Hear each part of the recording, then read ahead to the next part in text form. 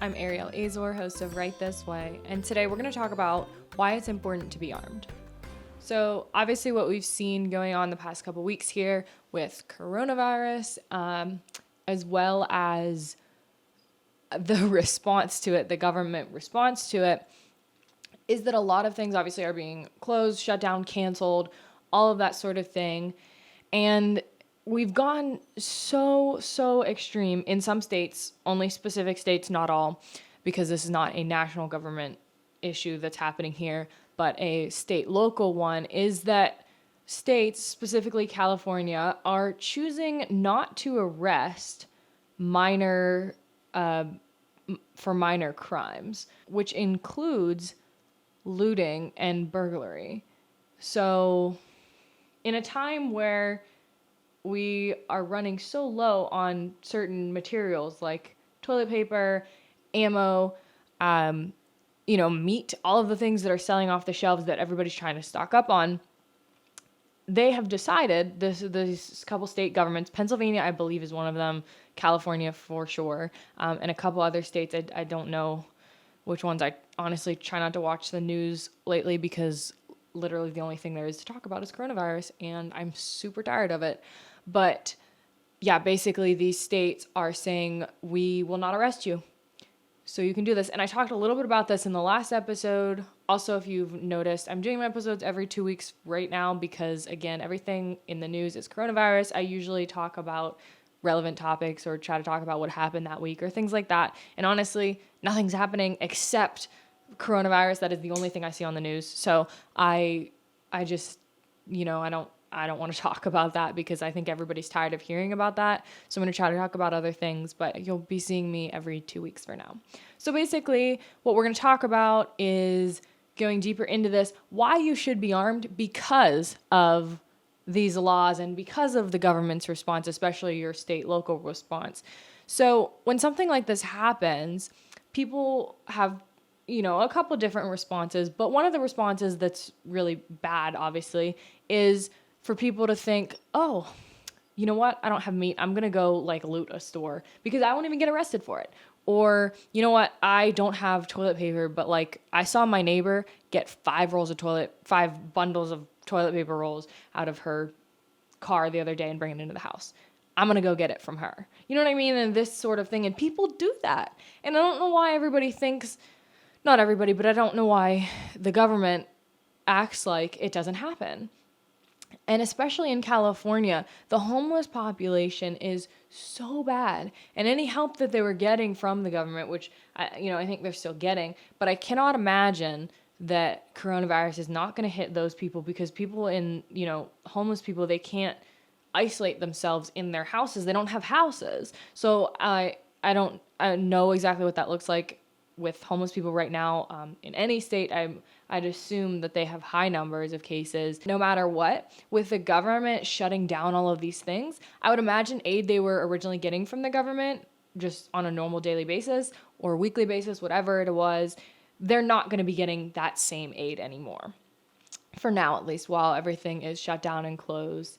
So I think there's going to be issues there from people needing things that they were getting from the government, soup kitchens. I mean, I don't know. I do believe those things are open because they're still a necessity, but they're probably doing things pretty differently, trying to keep social distance, lines and stuff. And so I imagine there's still a lot of disruption in their normal daily lives as well. And again, the thing that might be keeping somebody who's really desperate from going and doing something illegal is usually the law. That's why it's there. So when you say, oh, please don't do this, but if you do, we're not going to arrest you because we don't have time for that right now. We can't be bothered. What? You're literally giving them a free pass. You're basically inviting them to go and loot and rob people and do all of these things that you have just said. You literally come out with a statement and a law saying, at this time, you will not be arrested if you do this. So what?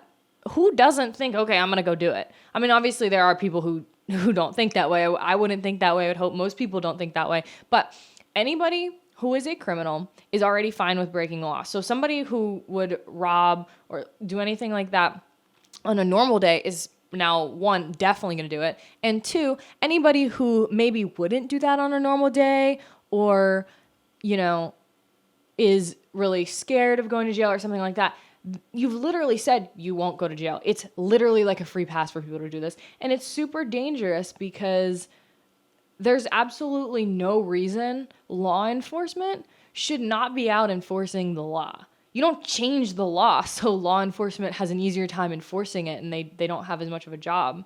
I mean, it's absolutely essential to protect people, especially this is your state, California. This is your people who are not criminals. You absolutely have to protect them. But California, time and time again, puts homeless people and criminals before the regular people of California who are taxpayers, who are, workers in any sort of job at all. All of these people that are just regular people, families, children. I mean, it's crazy to think that the government, I wouldn't say I trust the government necessarily I don't have a lot of trust in the government. I don't really think they do the best thing for me very often. But at this point, I think it's hard to have any trust in your governor, your state government. It's really hard because they're not doing should be one of their main goals is protecting you. So now people have to resort to protecting themselves. And what this comes down to is, there's so many people that are so against Second Amendment rights and they say, this doesn't mean this. But I do believe you should have some guns. And I think probably the majority of Americans, whether they have guns, use guns, have ever shot a gun, held one in their hand, anything like that, I think the majority of Americans are in favor of some sort of Second Amendment rights. Some sort. Maybe that means only this very specific type of gun. Maybe it's very limited. Maybe it's very broad. Maybe it's like absolutely no laws at all. I think probably more than half of Americans believe in that.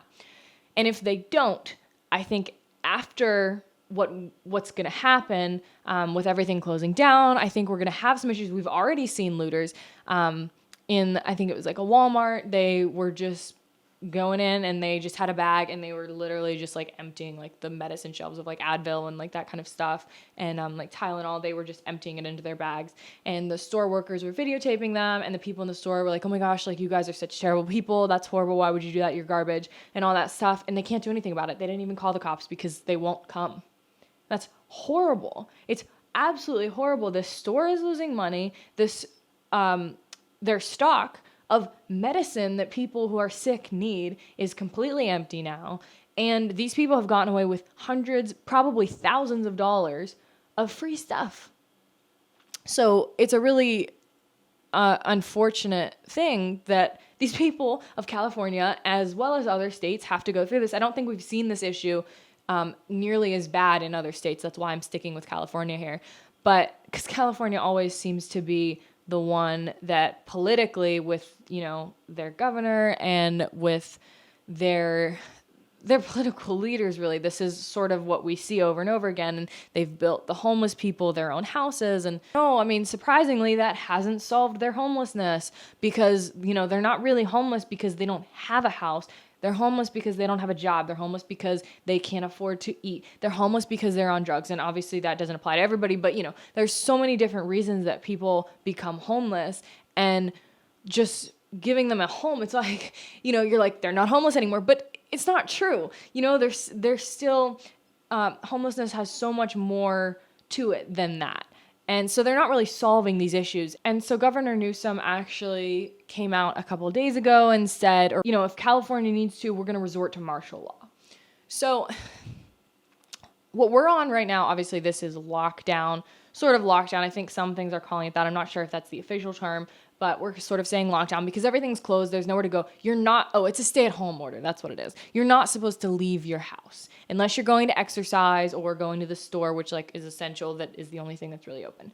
So, that's a sort of, I would say, very soft version of martial law because martial law is very strict. There's curfews. You cannot, leave your house after this time, or, you can only leave your house during this time very, very strict rules and everything. And they're like absolutely enforcing all of that. And so martial law is actually a very, would say, would be a super scary thing if we saw that happen over a virus, because it's only ever really happened after like world wars or like things like that, or during, or like after Pearl Harbor. It happened in Hawaii, and it lasted for 3 years in Hawaii after Pearl Harbor attacks. So things like this are super crazy. I think probably most of us thought we would never get here over something like this, just because it's such a bizarre. I'm not saying it's like, oh, it's just nothing, but I really don't think that it is the sort of thing that demands this sort of response. And so now the American people, I think, are finding different ways to do things for sure, and be in their homes more, and be around their families, and work from home, do school from home, all of these different things. But I really think that with the government's response to this, we're going to see so much disapproval from the American people. People are getting scared because the response, when it continues to go up, and the intensity goes up every time, and it's like, we have more deaths than Italy because our population is so much larger than Italy's. It's not something you can compare. And they just, on the news constantly, it's numbers. It's numbers, but like, what about percentages? I don't know what the percentage is, but if somebody would tell us, it'd be great, because we'd probably be able to relax a little bit about it. And again, I'm not saying that it's absolutely nothing. People are dying, and it's horrible, and it's very sad, and there definitely needs to be something done about it. But when our governments respond with such strict rules and regulations, and then they go and say, but like these sort of things that are normal issues when life is normal for everybody, we're not going to worry about those ones. When they do that, they put people in danger. They put you in danger. And people are now looking for ways to protect themselves, defend themselves and their families. Asian Americans are going and buying more guns. There's been a huge increase in gun sales to Asian Americans because they're worried that people are going to assault them over being Asian, and like, the coronavirus coming from China. And I mean, it's crazy that we're at that point, but people are really concerned. And I mean, you can see why. And so it's not just that. We've seen a huge, huge increase in gun sales, not just from Asian Americans, but from Americans everywhere. We've seen, bullets sold out, like in PA at least, I know, like you cannot find them. And maybe you can, like, if you get there right when they restock, whatever, I don't know, probably just like all the other things that are selling out. But people have sort of slowed down, I think, on the stocking up of toilet paper.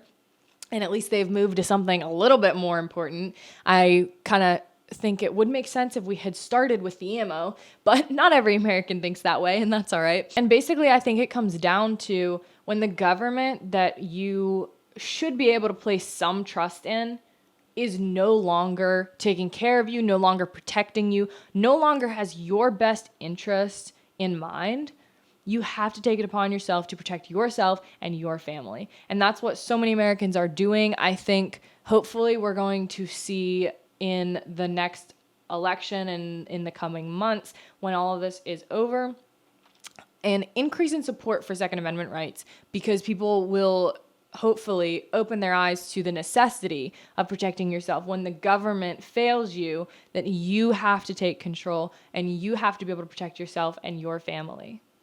If you enjoyed this episode, you can give me a thumbs up on YouTube, you can leave a review on Apple Podcasts, and you can also check out my Instagram at right.this.way.